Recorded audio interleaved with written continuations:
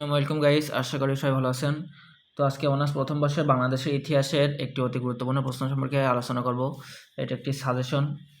এখানে দেখতে পাচ্ছেন এটা হচ্ছে 3 স্টার, এটা হচ্ছে 7 স্টার। এই 7 স্টারের একটি গুরুত্বপূর্ণ প্রশ্ন, প্রাচীন বাংলা জনপদগুলোর বর্ণনা দাও। তো আমরা এখানে বইতে বাইর করি। তো প্রাচীন বাংলা জনপদগুলোর বর্ণনা দাও। তো আমি আপনাদেরকে পড়ে শোনাই। ভূমিকা: প্রাচীন যুগে বাংলা বলতে সমগ্র দেশকে বোঝাতো না। এর বিভিন্ন অংশ বিভিন্ন নামে পরিচিত ছিল। এই নামগুলো বেশিরভাগই প্রাচীন জনগোষ্ঠীর নাম অনুসারে পরিচালিত হয়েছে। এর ভৌগোলিক পরিমণ্ডল প্রাকৃতিক পরিবর্তনের সঙ্গে পরিবর্তিত হয়েছে। আবার রাজনৈতিক ক্ষমতার বিস্তার বা হ্রাসও এদের পরিমণ্ডল পরিবর্তন করেছে। প্রাচীনকাল হতে আরম্ভ করে আনুমানিক খ্রিস্টীয় ষষ্ঠ থেকে সপ্তম শতক পর্যন্ত প্রাচীন বাংলা পুন্ড্র, গৌড়, রাঢ়, সমতট, বঙ্গ প্রভৃতি জনপদে বিভক্ত ছিল। এই জনপদগুলোর প্রত্যেকেই স্বতন্ত্র ও পৃথক ছিল। প্রাচীন বাংলার জনপদ: নিম্নে প্রাচীন বাংলার জনপদসমূহ সম্পর্কে আলোচনা করা হলো। এই যে পয়েন্টগুলো বলছেন, এই পয়েন্টগুলো এখন নিচে বিস্তারিত আলোচনা হয়েছে। পুন্ড্র পূর্বাঞ্চলীয় জনপদসমূহের মধ্যে সুপ্রাচীন পুন্ড্রদের আবাসস্থলী পুন্ড্রবর্ধন নামে খ্যাত হয়েছিল। আনুমানিক খ্রিস্টপূর্ব 2য় শতাব্দীর মহেস্থান ব্রাহ্মলিপিতে উল্লেখিত পুদনগল অর্থাৎ পুন্ড্রনগর ও বগুড়ার মহেস্থান যে অভিন্ন এবং পুন্ড্রনগর যে পুন্ড্রদের আবাসস্থল। পুন্ড্রবর্ধনের কেন্দ্রে যে সম্পর্কে সন্দেহের অবকাশ নেই। এই ব্রাহ্মলিপিতে উল্লেখিত পুদনগলেই বোধ হয় তদানীন্ত পুন্ড্রের রাজধানী বর্তমান বগুড়া জেলার মহেস্থানগড়, যার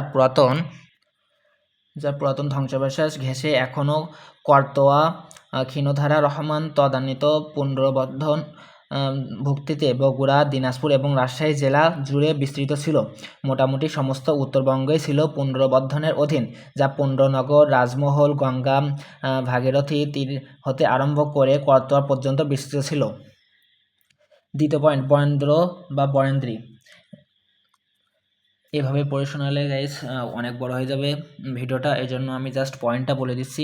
বরেন্দ্র বা বরেন্দ্রী, আপনারা এখান থেকে ভিডিওটা একটু স্টপ করে দেখে নিতে পারেন। তৃতীয় পয়েন্ট, শুকনো ও রাঢ়। ভিডিওটা ফ্লোজ করে দেখে নিতে পারেন। চতুর্থ পয়েন্ট, গৌড়। অ্যান্ড পঞ্চম পয়েন্ট, বঙ্গ। ষষ্ঠ পয়েন্ট হচ্ছে বঙ্গাল। সপ্তম পয়েন্ট হচ্ছে সমতট। অষ্টম পয়েন্ট, হরিকেল। 9 নম্বর হচ্ছে তাম্রলিপি। 10 নম্বর চন্দ্রদ্বীপ। অ্যান্ড উপসংহারটা আমি একটু পড়ে শোনাই। বাংলা প্রধানত গ্রাম প্রধান হলেও বাংলার জনপদগুলো ছিল প্রাচীন বাংলার বিখ্যাত নগরী। সমস্ত লিপিমালা ও সাহিত্যকর্মে অনেকগুলো নগর ও নগরী বিবরণ পাওয়া যায়। এসব নগরীর প্রাচীন বাংলা সভ্যতা ও সাংস্কৃতিক বৈশিষ্ট্যই প্রমাণ করে প্রাচীন বাংলার কয়েকটি জনপদ সর্বভারতীয় মর্যাদা ও খ্যাতি লাভ করেছিল। জনপদগুলো রাজনৈতিক ও ভৌগোলিক কারণে বিভিন্ন নামে পরিচিত হতে থাকে এবং শেষ পর্যন্ত বাংলাদেশের নাম ধারণ করে। তো গাইস, আপনাদের যদি ভিডিওটা ভালো লেগে থাকে তাহলে অবশ্যই কমেন্ট করবেন আর লাইক করবেন। কমেন্টে জানাবেন যদি কোনো প্রশ্ন সম্পর্কে জানতে চান, তো আমাকে কমেন্ট করবেন, সেই প্রশ্নটা আমি ভিডিও আকারে ধারণ করে দিব। তো আজ এই পর্যন্ত, আল্লাহ হাফেজ।